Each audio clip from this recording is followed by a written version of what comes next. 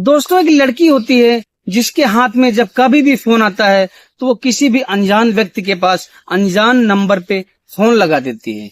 और जब फोन लगाती है, अगर सामने से कोई महिला फोन उठाती है तो वो फोन को काट देती है। लेकिन जब कोई मर्द या लड़का फोन उठाता है तो उससे वो लड़की अजीबोगरीब बातें किया करती है। दोस्तों, कुछ आदमी ऐसे होते हैं जो उसके फोन को ये बोल करके काट देते हैं कि ये रॉन्ग नंबर है। और कुछ आदमी जो होते हैं जो उसकी बात को सोचते और समझते हैं कि वो क्या बोल रही है, क्या कहना चाहती है। दोस्तों, उस लड़की से बात करने को वो उत्सुक हो जाते हैं। दोस्तों, कौन है ये लड़की और क्यों अनजान नंबर पे अनजान व्यक्ति को फोन करती है और क्या उनसे बात करती है कि लोग उत्सुक हो जाते हैं? इन सारे सवालों का जवाब इसी वीडियो के अंदर हम आपसे शेयर करने वाले हैं। दोस्तों, वीडियो की शुरुआत करने से पहले बस वही एक रिक्वेस्ट कि आप वीडियो को अभी से लाइक कर दीजिए और साथ में चैनल को सब्सक्राइब कर लीजिएगा। दोस्तों, इस कहानी की शुरुआत होती है दरभंगा, बिहार से, जहां पर दरभंगा का रहने वाला एक लड़का जिसका नाम राघव होता है, वो फरीदाबाद में एक प्राइवेट कंपनी में जॉब कर रहा होता है। दोस्तों, 2016 की बात होती है। राघव की प्रतिभा नाम की लड़की से शादी हो जाती है। राघव देखने में ठीक ठाक लड़का होता है और उसकी कमाई भी कंपनी से ठीक ठाक हो रही थी। और उसकी जो पत्नी होती है प्रतिभा, बहुत ही खूबसूरत और गुणवान लड़की होती है। दोस्तों, प्रतिभा जैसी पत्नी को पाकर राघव फूला नहीं समा रहा था। वो अपने आप को बहुत ही भाग्यशाली समझता था कि उसे प्रतिभा जैसी पत्नी मिली है। दोस्तों, शादी के 4 महीना ही बीतते हैं कि जो है राघव कंपनी से छुट्टी लेकर के अपने गांव जाता है और वहां से अपनी प्रतिभा पत्नी को अपने साथ लेकर के फरीदाबाद आ जाता है। दोस्तों, वो एक कमरा पहले से ले रखा होता है। वहां पर वो दोनों पति पत्नी प्रेम से आराम से जिंदगी काटने लगते हैं। दोस्तों, ऐसे करते करते 1.5 साल बीत जाता है और उन दोनों के बीच में एक जो है बेटी का जन्म होता है, जिसका नाम वो लोग साधना रखते हैं। दोस्तों, साधना बहुत ही प्यारी बच्ची थी। दोस्तों, राघव और प्रतिभा जो है साधना को बहुत ही लाड प्यार से पालते हैं और वो धीरे धीरे बड़ी होती रहती है। बीच में वो जो है साल 6 महीना में अपने गांव दरभंगा भी जाते हैं और वहां से अपना घूम टहल करके अपनी छुट्टी बिता करके फिर वापस फरीदाबाद आ जाते हैं और यहीं पर वो अपना टाइम पास कर रहे होते हैं और अपने लिए कुछ पैसे इकट्ठे कर रहे होते हैं। दोस्तों, धीरे धीरे करके समय बीतता जाता है और अब साधना 5 वर्ष की होती है।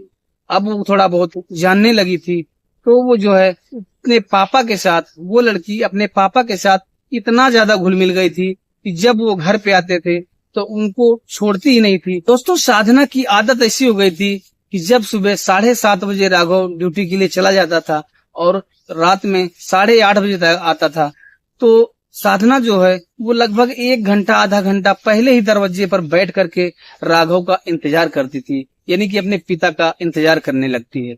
लेकिन दोस्तों, एक दिन की बात होती है, वो जो है अपने बैठकर अपने पिता का इंतजार कर रही होती है। लेकिन 8 के बाद 8:30 बज जाते हैं, 8:30 के बाद 9 बज जाते हैं, लेकिन राघव वापस नहीं आता। तो वो साधना जो है अपनी मम्मी से कहती है कि मम्मी देखो, पापा आज क्यों नहीं आ रहे हैं? अब तक तो पापा को आ जाना चाहिए था, कब से हम बैठकर उनका इंतजार कर रहे हैं। तो प्रतिभा जो होती है, साधना की माँ जो होती है, वो कहती है हाँ बेटा, सही कह रही है तू, मैं फोन करके देखती हूँ, ऐसा तो कभी नहीं हुआ कि ऐसे लेट आते हैं। दोस्तों, प्रतिभा जो है राघव के नंबर पर कॉल करती है तो राघव का नंबर जो है स्विच ऑफ यानी कि बंद बताता है। दोस्तों, उसके बाद वो थोड़ा और वेट करना सोचती है कि थोड़ा और वेट कर लेते हैं, लेकिन तभी लगभग 10 से 15 मिनट बाद एक कॉल आता है प्रतिभा के नंबर पर, जो बहुत ही बुरी दुर्घटना के बारे में बताता है। दोस्तों, वो कोई पुलिस वाला बोल रहा होता है।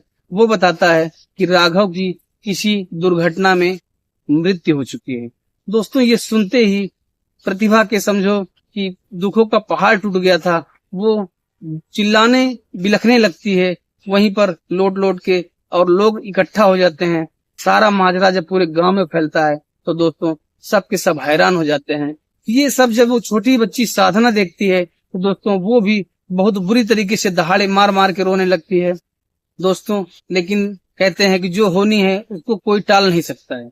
आखिर जो है बाद पुलिस वाले जाते हैं और उसकी लाश को लेकर के पोस्टमार्टम के लिए भेजते हैं और अपना सारा जो उनका काम होता है वो करके लाश का अंतिम संस्कार कर देते हैं।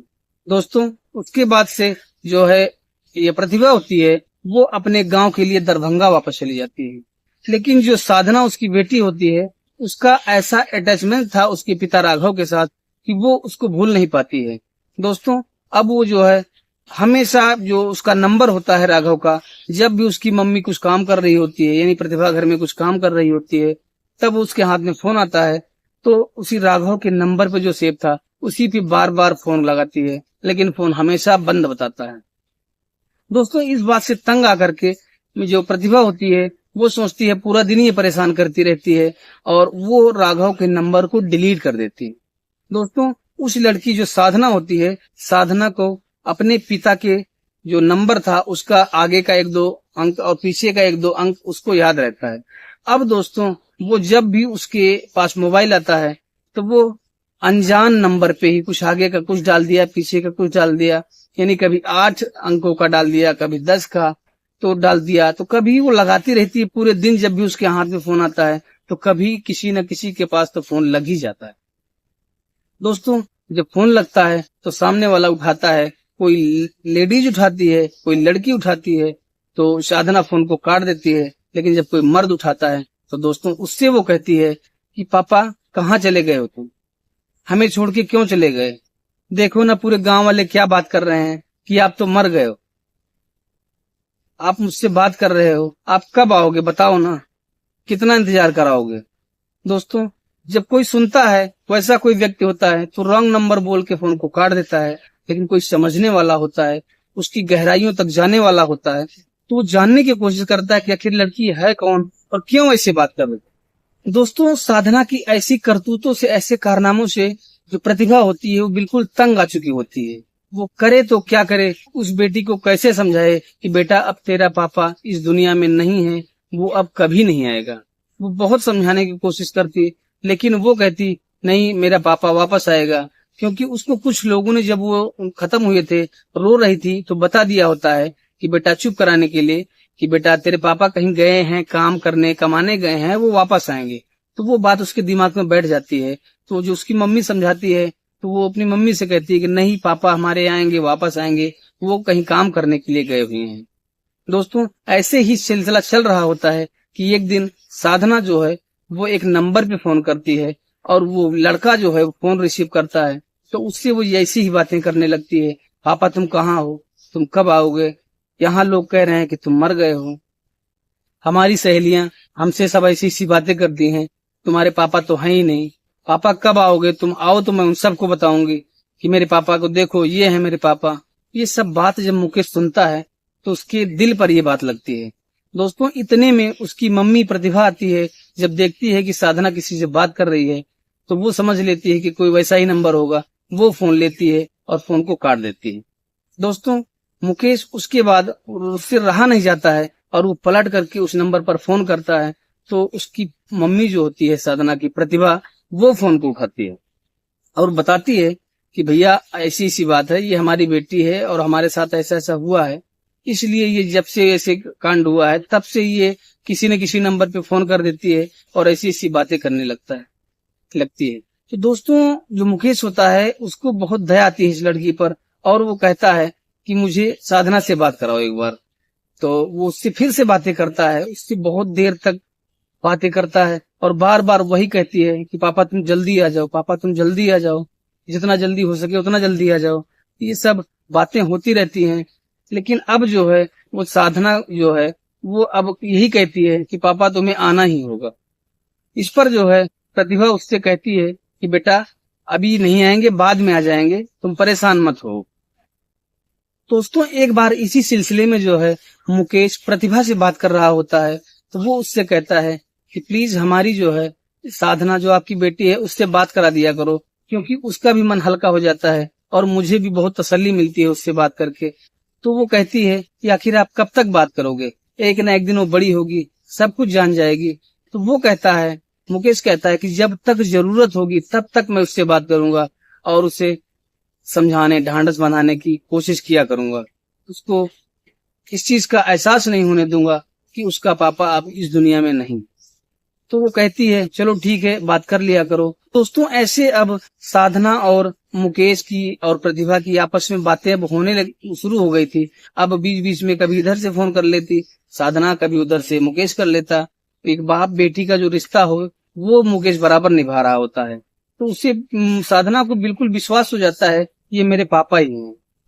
दोस्तों एक दिन की बात होती है, साधना मुकेश से बात कर रही होती है कि साधना कहती है पापा आज तुम पक्का बताओ कि कब आओगे, एक डेट फिक्स बताओ कि कब आओगे। आप बहुत दिन से कह रहे हो कि अब आऊंगा आऊंगा आऊंगा, लेकिन आज तक नहीं हूं, लेकिन आप बताइए कि आप कब आओगे। तो दोस्तों मुकेश कहता है बेटा आऊंगा, वो समझाने की कोशिश करता है, लेकिन साधना आज जिद पर अड़ चुकी थी कि नहीं पापा तुम डेट बताओ कि कब आओगे। दोस्तों वो उसको एक डेट बता देता है 15 दिन बाद की। उसके बाद ये बात जो है मुकेश अपने घर में जाके बताता है कि ऐसी ऐसी बात है, एक लड़की है बहुत जिद कर रही है, बच्ची है, उसके साथ ऐसे ऐसे हो चुका है और वो हमें अपने घर बुला रही है।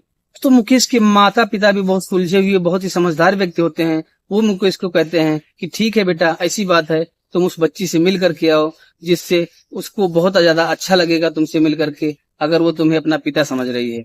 लेकिन तुम उसे अपने उसको पिता के जैसा ही प्यार देना, ऐसा उसको बिल्कुल एहसास नहीं होना चाहिए कि ये मेरे पिता नहीं है।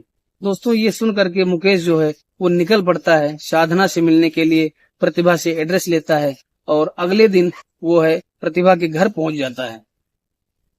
दोस्तों प्रतिभा के घर जैसे ही वो मुकेश पहुंचता है, प्रतिभा हल्ला मचाने लगती है, खुशी से नाचने कूदने लगती है, पापा आ गए पापा आ गए पापा आ गए। दोस्तों पहुंचते ही जैसे उसके पास पहुंचती है, गले से लिपट लेती है और रोने लगती है। इतने में दोस्तों जो है सारे जो भी आदमी वहां देख रहे होते हैं सबकी आंखों में आंसू आ जाते हैं। तो साधना है कहती है पापा आप तो पहले सांवले थे, अब तो गोरे हो गए हो। तो मुकेश कहता है हाँ बेटा इसीलिए तो मैं आ नहीं रहा था, इसीलिए इतना दिन मैं वहां पे था कि और ज्यादा गोरा हो जाऊंगा, फिर अपनी बेटी रानी से जाके मिलूंगा। ऐसी ऐसी बातें दोस्तों चलने लगती है कि धीरे धीरे जो है एक हफ्ता बीत जाता है। दोस्तों उसके बाद जो है मुकेश प्रतिभा को बताता है कि अब मैं वापस जा रहा हूँ। लेकिन जब ये बात साधना को पता चलती है तो दोस्तों वो जो है आसमान सर पे उठा लेती है और कहती है कि पापा आपको अब बिल्कुल यहाँ से नहीं जाना है, आपको हमेशा हमारे साथ रहना होगा, अगर जाना है तो हमें भी लेके चलना होगा। दोस्तों अब मुकेश के सामने ये बहुत बड़ी समस्या खड़ी हो गई थी कि वो क्या करे। वो ये बात अपने मम्मी पापा को बताता है कि पापा मम्मी ऐसी ऐसी बात है, वो लड़की साधना है वो कह रही है कि मैं भी साथ में चलूंगी। तो कहते हैं कोई बात नहीं बेटा, अगर उसकी मम्मी प्रतिभा कहती है लाने को तो ले आओ, यहीं रहेगी कुछ दिन, उसका मन बहल जाएगा। मुकेश उसके बाद साधना से कहता है ठीक है बेटा तुम भी तैयार हो जाओ और चलो, हम जहाँ चल रहे हैं जहाँ रहते हैं वहां पे तुम भी हमारे साथ चलो। तो वो फटाफट तैयार होती है। फिर वो देखती है मम्मी को, अपने प्रतिभा को, कि वो तो तैयार नहीं हो रही। तो वो कहती है मम्मी आप नहीं तैयार हो रही हो, चलो जल्दी चलना है पापा के साथ। तो जो है प्रतिभा कहती है कि बेटा तुम ही जा रहे हो, मैं नहीं जाऊंगी, बस अभी फिर क्या था। फिर वो रोने लगती है और कहती है कि नहीं तुम भी चलोगी पापा के साथ तभी मैं जाऊंगी, नहीं मैं नहीं जाऊंगी और पापा को भी नहीं जान दूंगी। दोस्तों ये सब होता है। मुकेश फिर जो है फोन करता है अपने मम्मी पापा के पास, फिर पूछता है, बताता है सारी बात। तो वो कहते हैं कि अगर प्रतिभा भी आना चाहती है तो कोई दिक्कत नहीं बेटा, उसको भी ले आओ, कुछ दिन के लिए आएगी यहाँ पर हमारे साथ रहेगी, अब हम दोनों भी प्रतिभा और साधना से मिल लेंगे। ये सब बातें होती हैं दोस्तों। उसके बाद प्रतिभा से मुकेश इसके लिए बारे में बात करता है। वो सब जो है तैयार हो जाते हैं और दोस्तों जाते हैं मुकेश के घर। मुकेश के घर जाते हैं, वो जो है लड़की साधना होती है वो मुकेश के मम्मी पापा से बहुत प्यार से मिलती है। तो बात करने का तरीका होता है, मुकेश के मम्मी पापा को बहुत अच्छा लगता है, वो उससे मिलकर बहुत खुश होते हैं। दोस्तों इधर जो है अब मुकेश जो है अब प्रतिभा को भी चाहने लगा था। दोस्तों इन बाप और बेटी का प्यार देख करके मुकेश के पिताजी सोचते हैं कि क्यों ना हम जो है प्रतिभा और मुकेश की शादी करवा दें और इन सब की जिंदगी सेट हो जाएगी।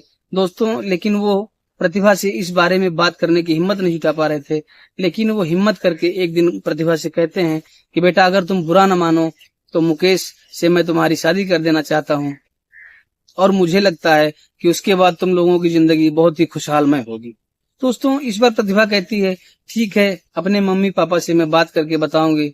दोस्तों वो बात करती है दरअसल सारी बातें उसकी मम्मी पापा को भी पता था कि क्या बात कैसे हो रही है और कहाँ जा रही है मेरी बेटी। तो उसके मम्मी पापा भी कहते हैं कि ठीक है, अगर ऐसा अच्छा परिवार है तो कोई दिक्कत नहीं हमें। दोस्तों, उसके बाद मुकेश और जो है प्रतिभा की शादी हो जाती है और आज वो अपनी जिंदगी में खुशहाल जिंदगी जी रहे हैं और साथ में साधना भी मौज कर रही है। दोस्तों, ये कहानी कैसी लगी? अगर आपको अच्छी लगी हो तो वीडियो को अभी से लाइक कर दीजिए और साथ में चैनल को सब्सक्राइब कर लीजिएगा। दोस्तों, फिर मिलेंगे किसी अन्य वीडियो में, तब तक के लिए नमस्कार, जय हिंद।